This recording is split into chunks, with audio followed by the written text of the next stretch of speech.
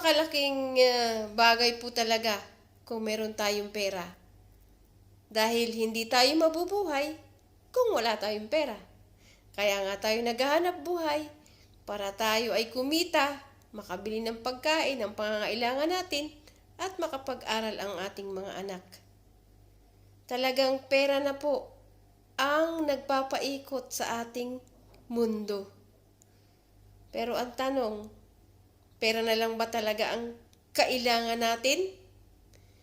Although marami po talagang nangyayaring pagbabago sa buhay ng isang tao kapag maraming pera.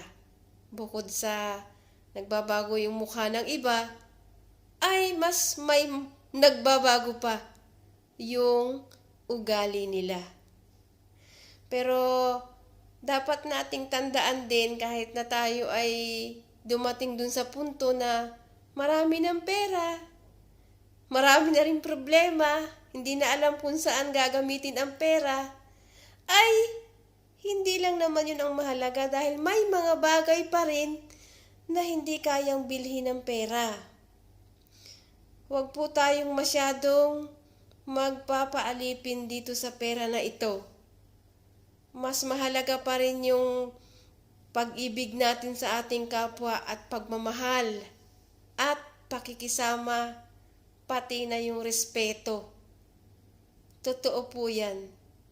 Hindi rin natin madadala ang pera na yan kapag tayo ay nawala na. So, tama lamang na oo, bibigyan mo siya ng importansya dahil nga yan ang sangkap ngayon para tayo ay mabuhay. Pero, huwag masyadong lasunin ang ating isip nang dahil dyan sa pera na yan. Mas may mga mahalagang bagay pa po tayong dapat unahin. Bukod yung pagsisilbi sa taas at sa ating kapwa. Yun lamang po at maraming salamat.